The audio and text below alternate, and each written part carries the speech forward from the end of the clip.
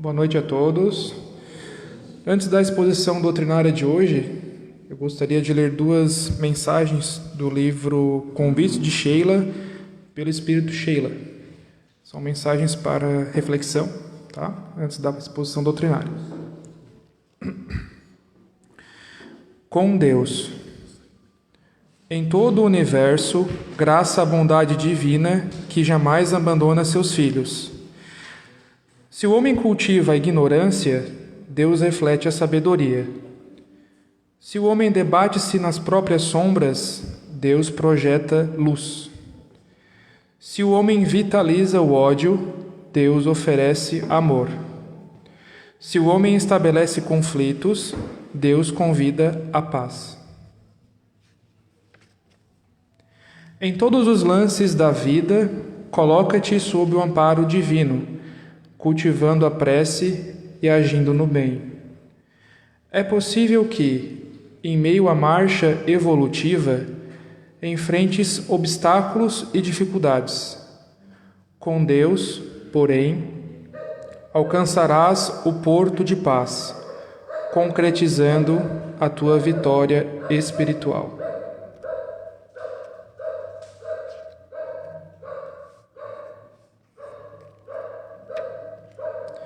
Carga desnecessária.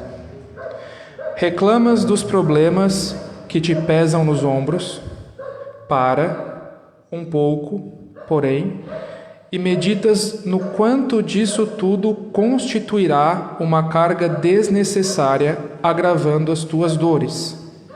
Ressentimento, irritabilidade, ciúme, inveja e a agressividade quase sempre resultam em bagagem mórbida, gerando enfermidades na alma, no espírito.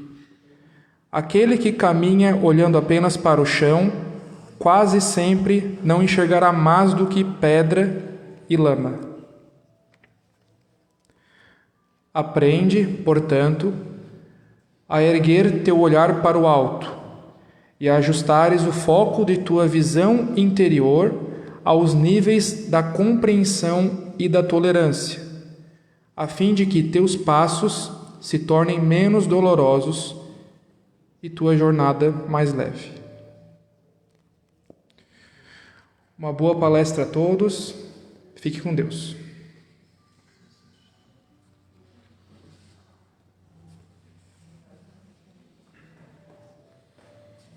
Novamente, boa noite a todos, sejam bem-vindos, sintam-se abraçados, agraciados, com o carinho dessa casa, com o envolvimento fraterno da noite de hoje. Então, com os olhos fechados, se for confortável, ignorando por alguns minutos os pensamentos, as atividades corriqueiras do dia de hoje.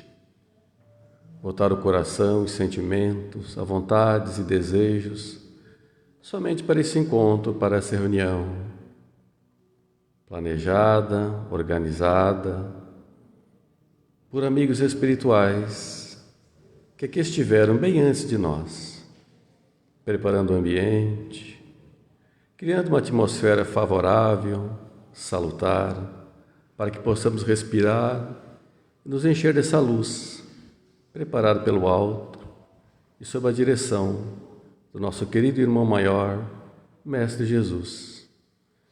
Com esse sentimento de gratidão pelo convite da noite, por estarmos aqui reunidos e com a permissão do alto, nós abrimos as atividades da noite de hoje.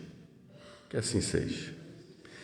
E para a mensagem de hoje, o nosso irmão, amigo, trabalhador dessa casa, Adalberto Pena. À vontade.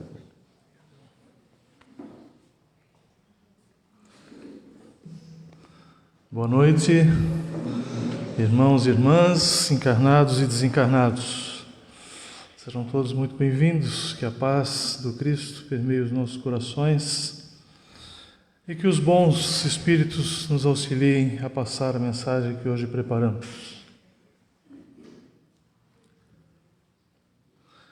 Ser ou não ser? Eis a questão.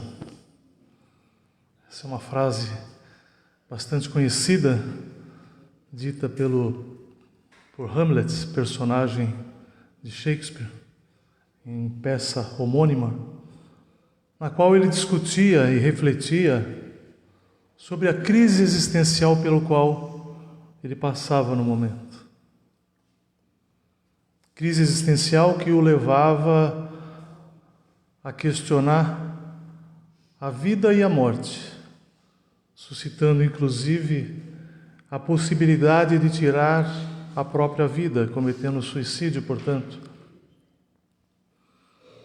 Mas não o fez, porque nas reflexões ele não tinha certeza do que aconteceria no pós-morte, como seria a continuidade da vida após a morte. Mas não estamos aqui para falar de Hamlet. Até porque essa crise existencial que ele tinha naquele momento, nós, enquanto espíritas, não a temos mais. Se é que já a tivemos alguma vez. Porque nós sabemos que a morte não existe. O que morre é o corpo. Espírito que somos, uma vez criados, simples e ignorantes, temos a eternidade, somos imortais, portanto. E como espíritas que somos, sabemos que tirar a própria vida, cometer o suicídio, seria o crime mais infame que se poderia cometer, se é que existe algum menos infame.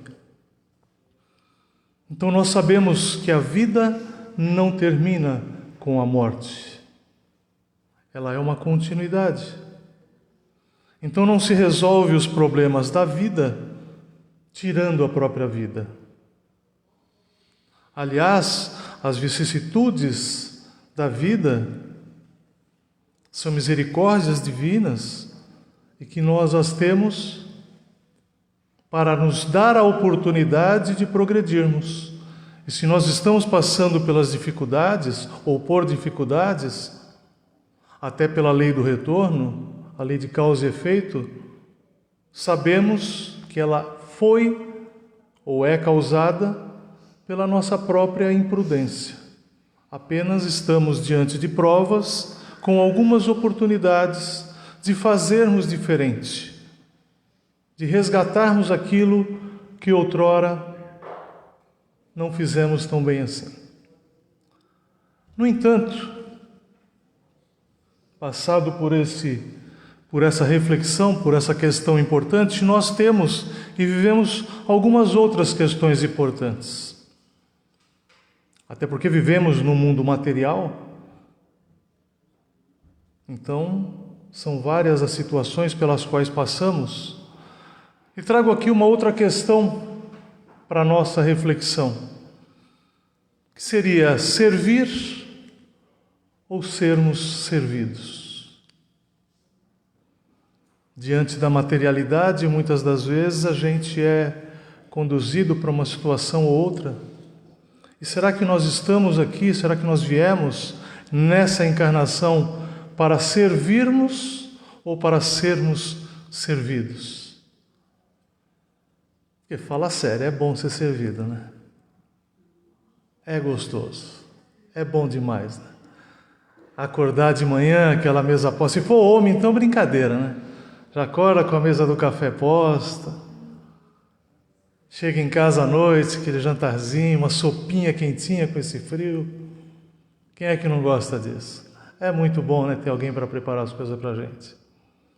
Com esse friozinho, ir para Gramado, né, tá aqui pertinho, fica ali naquela calefação, vai lá para pegar o frio e se enche de blusa, né? Liga a lareira, fica de quase se assando ali na lareira. É bom pra caramba. Não dá para negar que é bom, né? Se for um hotel, então, daqueles all inclusive, aí é maravilhoso, né? Fala sério. Acordar, não precisa nem pensar em arrumar a cama. Vai para aquele salão de café, aqueles bolos, biscoito, frios, sucos, café, leite. Isso é para provar como é que tá o nosso controle sobre a nossa tentação da gula, né? É só para não testar, aquilo lá é só para testar. Eles botam aquilo lá não é para comer, é para ver como é que nós estamos nessa prova da gula. E quando a gente volta de viagem, então, muitos, aqueles que têm a oportunidade de ter uma secretária do lar em casa, nem se preocupam em desfazer a mala, né? E aí, num passe de mágica, depois de 2 dias, aquilo tudo limpinho, lavadinho, no armário, pendurado, vestidinho, casaco. Então é muito bom ser servido, né? Mas quem gosta de ser servido mesmo são os adolescentes. Quem tem adolescente em casa, tem alguns aí. Adolescente adora ser servido, né? E tem aquela outra classe também, né, que eu costumo dizer que são os semi-adultos. Semi-adultos é daquela faixa etária que vai ali de 18 até os 40 anos hoje, mais ou menos, né? Aqueles que adoram ficar em casa, ali se servindo da benesse dos pais. É uma maravilha, fala sério. Quem é que não gosta disso? Esses, então, acham que as roupas têm vida própria. É porque eles chegam em casa e desviram camiseta, cueca, calcinha. Calça, às vezes parece que tem 4 pernas, né? Que aquilo é revirada, aquela coisa toda. Acho que eles ficam pensando assim, de madrugada eles saem pelo corredor em fila, se tacam dentro da máquina de lavar, se esfregam ali, depois se penduram, se passam. Porque não passa de mal, como é que apareceram aqui? Eles não se dão nem conta, né? Que aquilo que estava jogado pelo quarto, pelo corredor, pela casa, debaixo da cama, debaixo do sofá. E não vem dizer que ninguém nunca passou por isso aqui, pelo menos aqueles que têm filhos. Mas gostam de ser servidos, fala a verdade. Mas é bom, né? É bom. Mas, de uma forma ou de outra, significa dizer que todos nós, em maior ou menor grau, de uma maneira ou de outra, todos nós servimos. E se nós servimos e os demais também servem, de alguma forma a gente é servido também. Se todos tiverem a consciência de servir, a gente também é servido, em menor ou maior grau. E é natural que isso ocorra. Mas ninguém serve como as mulheres. Sem nenhum machismo ou feminismo, sem nenhuma exaltação aqui. A mulher, e principalmente aquela que tem ou teve a oportunidade de ser mãe, essa sabe o que é servir. Servir a um filho. Desde a sua concepção, da formação da primeira célula, ela já começa a alimentar com o seu próprio organismo aquele embrião, até que ele se torne um bebê e nasce. Desde o momento do seu nascimento até a sua morte, ela cuida do seu filho. Ela passa a vida cuidando, educando, cozinhando, educando e orando por ele. Quantas mães já não viraram à noite rezando e orando, pedindo a Deus proteção para os seus filhos que estavam fora de casa, viajando ou trabalhando? Não é verdade? E ainda assim nós, enquanto filhos, muitas das vezes somos ingratos, não reconhecemos esse trabalho dos nossos pais, mas principalmente da nossa mãe, que em primeiro plano, enquanto estávamos no planejamento reencarnatório, aceitou-nos a ser seu filho, a nos gerar por 9 meses, para que nós tivéssemos a oportunidade de, na reencarnação, passarmos pelas provas e expiações, eventualmente, das quais necessitamos para progredir. E ainda assim, muitas das vezes, tratamos com ingratidão. Alguns de nós, ao invés de servirmos aos nossos pais, servirmos às nossas mães, nós servirmos-nos deles. Se nós, por vezes, agimos assim com os nossos pais e com a nossa mãe, como será que estamos agindo com o nosso próximo? Se nós nos servimos da nossa mãe, como é que estamos servindo ao nosso próximo? E as mães são tão zelosas, carinhosas, cuidadosas com os seus filhos, conosco, que muitas das vezes até extrapolam, né? Ao ponto de que, como é relatado por Mateus, no Evangelho de Mateus, capítulo 20, dos itens 20 a 28, aquela passagem que a mãe de Tiago e João chega para Jesus e fala: Senhor, quando tiveres no teu reino, separa lá à sua direita um cantinho para o meu filho, à sua esquerda para outro filho. Veja a petulância dessa mãe, mas com todo o carinho, querendo servir aos seus filhos. Reserva lá, Senhor, no reino de Deus, uma cadeira à direita para um, outra à esquerda para o outro. Qualquer lugar para um ou para outro, está tudo bem, pode colocar lá. E Jesus respondeu a ela, né? Isso não compete a mim. Isso compete ao Pai que está nos céus.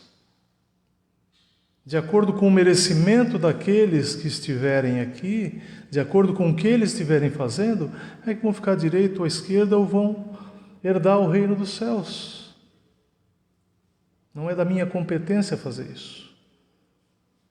Mas Jesus, como sempre, aproveitava todas as oportunidades para os ensinamentos, e ainda no Evangelho, né? O que ele colocou? Porque com a fala da mãe de Tiago e João, os outros discípulos, né, ainda cheios de orgulho, de vaidade, a humildade ainda muito pequena, também se revoltaram, né? Pô, que história é essa? Por que tu foi lá pedir espacinho para ti? Por que não eu? Por que não eu, né? E aí Jesus coloca da seguinte forma: quem quiser dentre vós tornar-se importante, deverá ser servo. E quem quiser ser o primeiro, deverá ser escravo. Como o Filho do Homem, que não veio para ser servido, mas para servir e dar a sua vida em resgate por muitos. Poderíamos encerrar a exposição aqui, porque a questão que eu fiz inicialmente já está respondida. Se Jesus, que é o nosso mestre, nosso modelo e guia, em toda a sua grandeza espiritual, está dizendo que veio para servir e não para ser servido, não deveríamos mais questionar em relação a isso. E como ele falou, se você quiser ser importante no mundo, que seja servo, sirva ao seu próximo. E se você quiser ser o primeiro, seja escravo, dando a conotação da importância que nós temos em servir ao nosso próximo. Porque o reino de Deus é diferentemente do nosso. Aqui, as pessoas mais abastadas financeiramente ou economicamente, aquelas autoridades que detêm o poder, as pessoas que têm dinheiro, normalmente gostam de ser servidos. Lembrando que tudo o que nos pode ser retirado não nos pertence. A autoridade, o poder, o dinheiro, a riqueza, tudo isso é passageiro. Onde estão os reis de outrora, as autoridades do passado? Por isso, que quem quer ser importante seja servo, e quem quer ser o primeiro, que seja escravo. Porque servir é um ato que requer a simplicidade, a humildade e muito amor. Uma pessoa orgulhosa, vaidosa, egoísta, pretensiosa, dificilmente ela serve alguém. E quando se faz qualquer trabalho, quando se serve com amor, não há humilhação nenhuma. Em quaisquer trabalhos, como a gente é classificado em classes sociais, em chefes, gerentes, diretores, empresários, né? Então a gente faz essa divisão e é natural que haja uma hierarquia. Mas por menor que seja um trabalho dentro dessa qualificação, dentro dessa classificação, por mais simples que seja, não há nenhuma humilhação em fazê-lo. Fazer com humildade e com amor. E Jesus ainda nos traz, através de Mateus, no Evangelho 23, ele traz a seguinte mensagem: todo aquele que a si mesmo se exaltar será humilhado, e todo aquele que a si mesmo se humilhar será exaltado. Nós não precisamos sair por aí fazendo propaganda de nós mesmos. Aquilo que a mão direita faz, que não saiba a mão esquerda. Não precisamos propagar a nossa caridade. E o que é o servir, se não ser caridoso? Uma forma de caridade que nós podemos.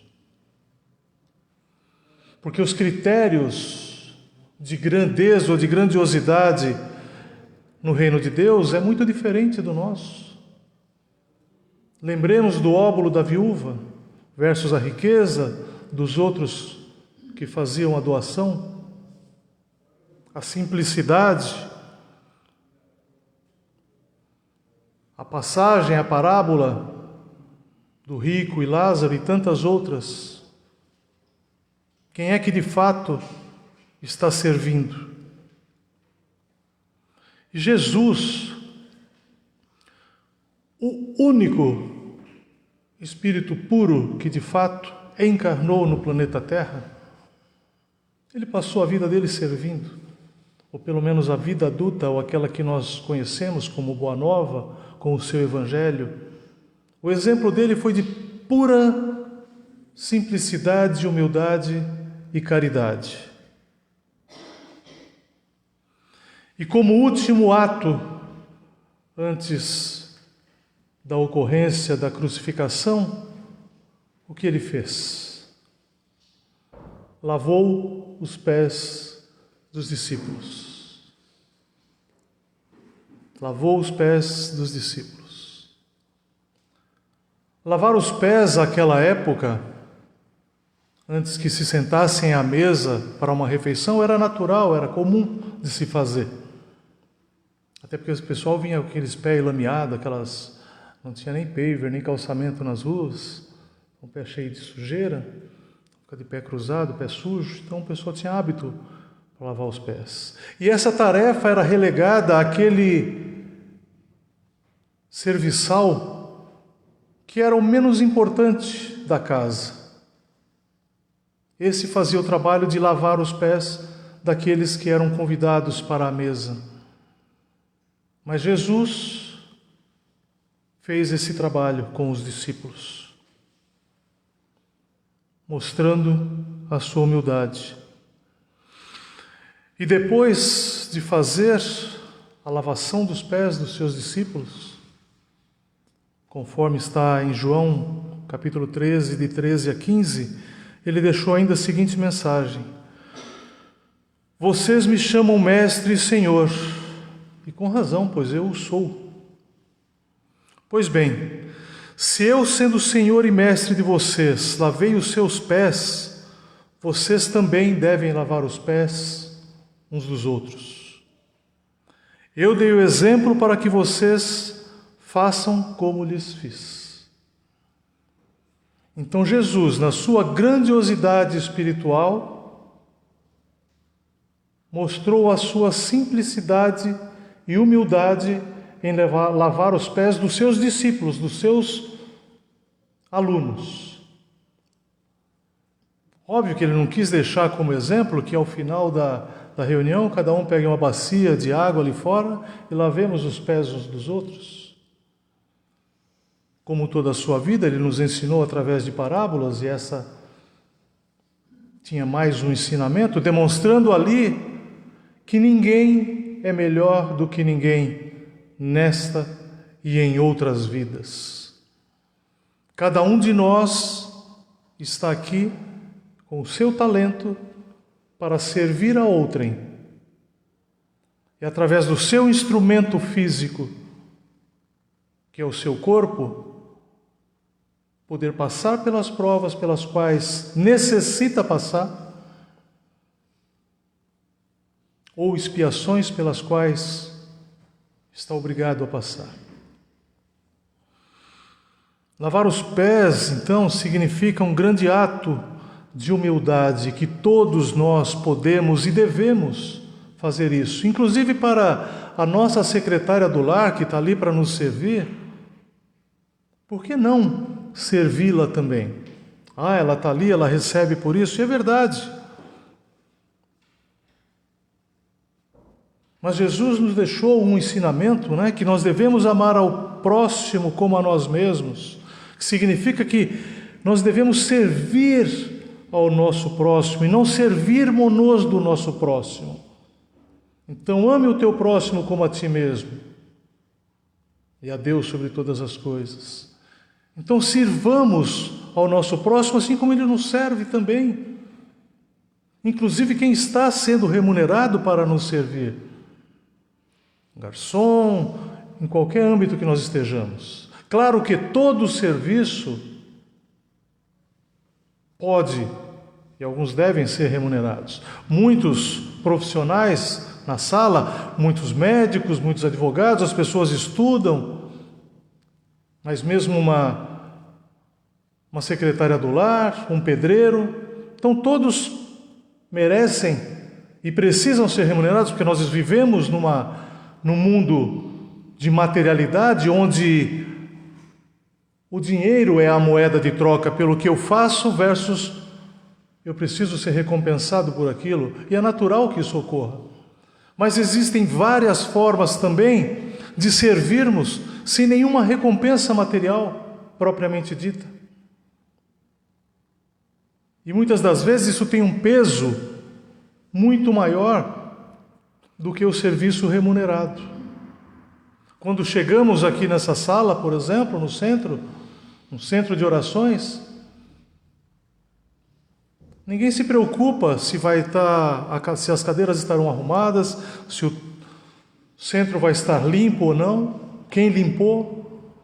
Todos os trabalhadores da casa, os colaboradores, são voluntários. Então há muito trabalho, há um exemplo de trabalho nas creches, nos asilos, nos centros espíritas, nas igrejas, de forma voluntária. Ainda que seja um profissional, um médico, um advogado, um administrador, uma costureira, uma cozinheira, uma doceira, qualquer um pode fazer trabalho voluntário. No segmento espírita nós temos um grande exemplo que é Bezerra de Menezes, doutor, um médico, que era conhecido como médico dos pobres. Ele atendia e não cobrava pelas consultas. Os pacientes pagavam o que podiam, o que queriam, o que achavam que era de merecimento, mas ele não cobrava. E ele estudou com muita dificuldade para ser médico. Se formou com muita dificuldade. Foi inclusive relegado pela família, que queria que ele seguisse a carreira política, que ele até foi também. Mas ele servia ainda como médico, sem cobrar. Então, independentemente da profissão de cada um, nós podemos servir ao nosso próximo que tenha uma necessidade, sem que tenhamos um retorno financeiro para isso também.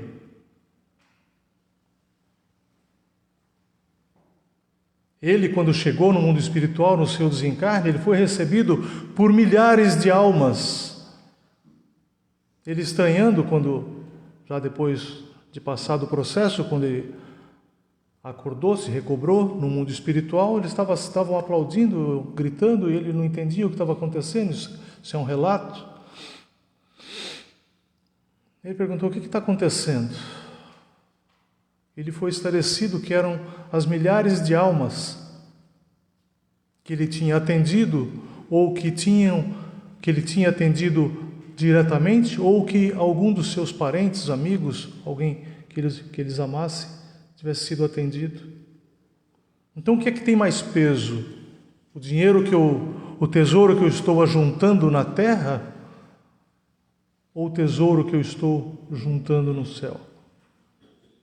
De novo, não vamos ser hipócritas aqui, não é essa a conotação, nem é a ideia de dizer que não necessitamos de dinheiro, mas apenas a questão do servir, que todos nós temos condições de servir, voluntariamente ou através de cobrança pelo trabalho que a gente faz, o que é totalmente justo. Ainda em O Evangelho segundo o Espiritismo, no seu capítulo 17, Sede perfeitos, no item 9, o espírito François Nicolas de Madeleine, cardeal de Morlot, em 1863, ele deixa uma mensagem sobre os superiores e os inferiores. Aqui, obviamente, dentro da qualificação ou da classificação da terra, né? Então, os superiores, aqueles que detêm uma certa autoridade, os inferiores, aqueles que são serviçais. Então, ele nos diz o seguinte, em seu item 9: a autoridade, tanto quanto a riqueza, é uma delegação de que terá que prestar contas àquele que se ache dela investido. Então, tanto a riqueza quanto a autoridade, nós teremos que prestar contas no mundo espiritual. Não julgueis que lhe seja ela conferida para lhe proporcionar o vão prazer de mandar, nem conforme o supõe a maioria dos potentados, ou seja, dos ricos e poderosos da terra, como um direito, uma propriedade.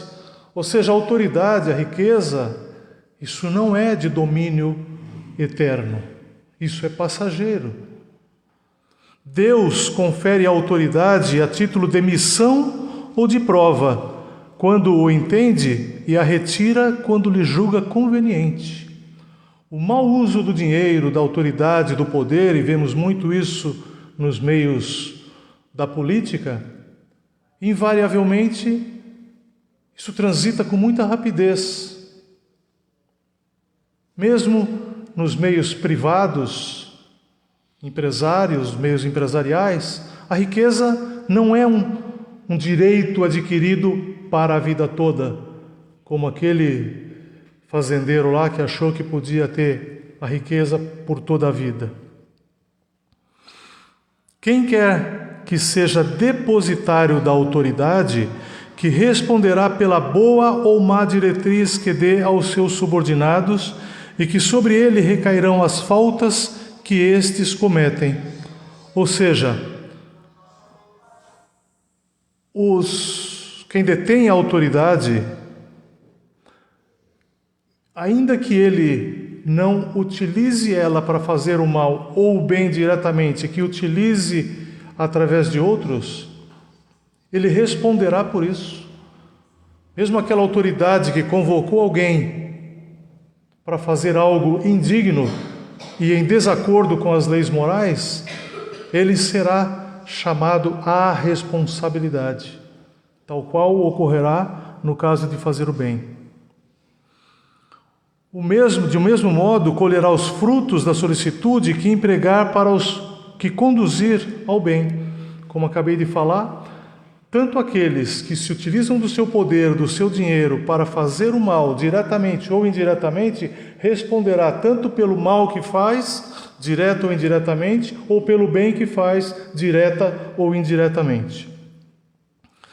Se o superior, aquele que tem poder, tem deveres a cumprir, o inferior de seu lado também os tem, e não menos sagrados. Se o patrão tem responsabilidades, o empregado também tem as suas responsabilidades. E cada um tem que cumprir com o seu papel, porque cada um está cumprindo a prova lhe que é proporcionada para o seu resgate. Agora, diretamente para nós aqui, se for espírita, sua consciência ainda mais imperiosamente lhe dirá que não pode considerar-se dispensado de cumpri-los, as obrigações, nem mesmo quando seu chefe deixe de dar cumprimento aos que lhe correm, porquanto sabe muito bem não ser lícito retribuir o mal com o mal, e que as faltas de uns não justificam as de outrem. É o problema, vocês escolheram ser espírita, agora você já sabe. Então não dá mais para alegar ignorância daquilo que você já sabe, não dá mais para falar bobagem do seu chefe, porque agora você já sabe que não se paga com o mal. Quando Jesus fala, dai a outra face ali, é mostrar como se fazer de forma diferente.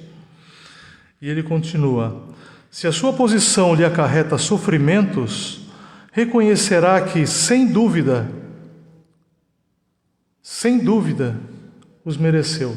Se hoje passamos por sofrimentos e dificuldades, é responsabilidade única e exclusivamente nossa. Não adianta querer culpar outrem. A responsabilidade é puramente nossa, é a colheita do que fizemos. Porque nós abusamos outrora da autoridade que tínhamos, então hoje sofremos na mão de um verdugo, de um carrasco. Experimentamos a seu turno o que fizemos sofrer os outros, então sofremos nesse momento. Reconcilia com o seu adversário enquanto anda com ele sobre a terra, porque senão ficará preso até que pague o último centavo. Então aquele que nós tivermos algum problema, familiar principalmente, que procuremos para fazer as pazes. O Espiritismo lhe ensina ou nos ensina a resignar-nos como constituindo isso uma prova para a humildade necessária ao seu adiantamento. Sem a humildade, nós não conseguiremos passar pelas provas, nós não conseguiremos servir, e servir é fazer a caridade. Servir é ser benevolente, é ser indulgente, é perdoar ao próximo. É fazer com amor, quaisquer que seja o trabalho que façamos. Em quaisquer ocasiões que tivermos a oportunidade. E muitas das vezes, ainda sem nenhuma hipocrisia, a satisfação que temos em servir é muito maior, por vezes, do que ganhar uma grande quantia em dinheiro. É tão bom ajudar alguém. Quando uma pessoa está necessitada de uma palavra, está num buraco, estender a mão e conseguir tirar.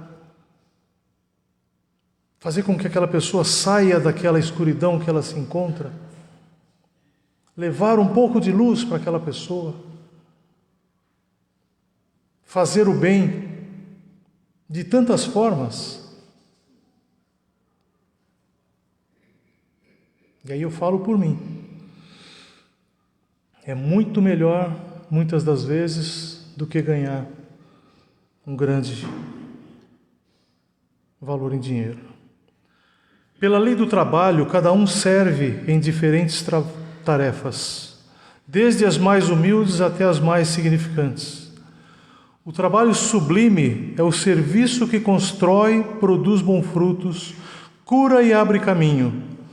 O que foi concedido por Deus deve ser utilizado na prática do bem e da caridade, objetivando a elevação moral e o enriquecimento de todos os valores celestiais.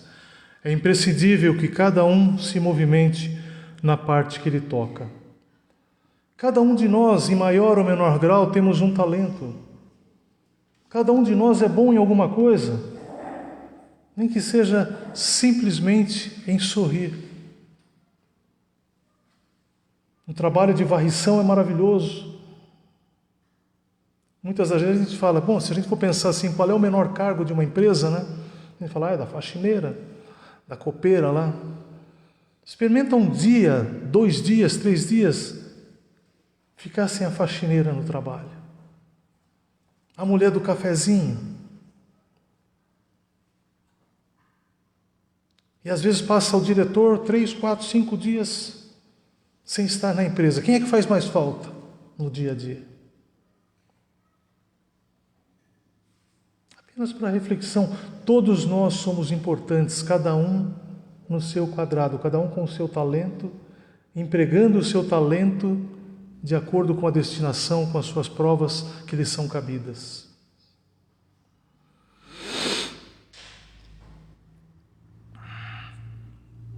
Que sejamos então, irmãos, ainda trazendo a parábola da candeia, né? Que sejamos luz.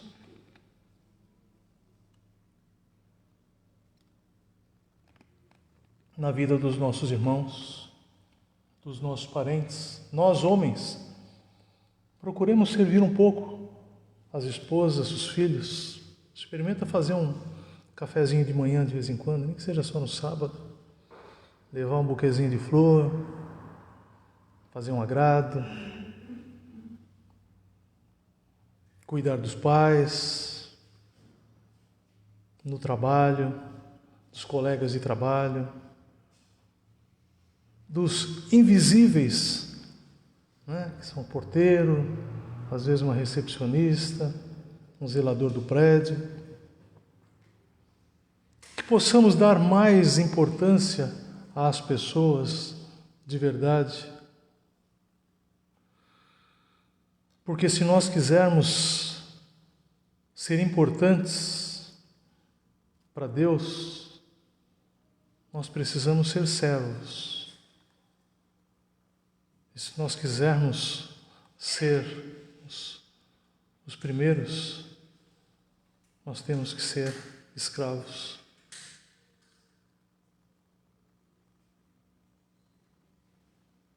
Que a mensagem possa tocar o coração de cada um para a reflexão.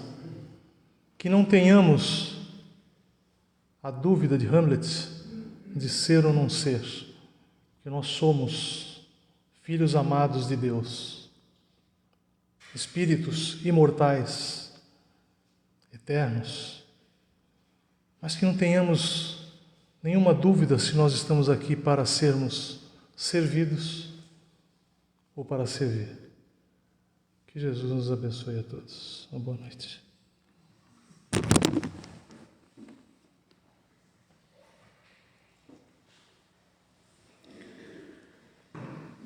Ainda respirando, a atmosfera salutar e agradável que nos foi preparada e ofertada. Vamos pedir licença aos pensamentos estranhos, ao trabalho da noite. Pensamentos ainda tão ligados à experiência humana na escola terrena. Não vamos expulsá-los, expulsar a violência. Vamos pedir licença aos pensamentos corriqueiros em nossa mente. Vamos sentir nosso anjo da guarda, nosso espírito amigo, sentado ao nosso lado, num desejo sincero, irradiando um desejo sincero, que estejamos todos em paz. À nossa frente a imagem do querido Mestre Jesus, o bondoso Rabi de Nazaré, nos olhando nos olhos e sorrindo, pronuncia o nosso nome e nos convida a servir a todos. Nem o espírito jamais será puro, perfeito ou feliz, enquanto não aprender a servir a toda obra divina. É com os corações cheios de gratidão que agradecemos a espiritualidade amiga pelo trabalho da noite de hoje. E com a sua permissão, nós encerramos o trabalho de exposição doutrinária da noite de hoje, dizendo que assim seja.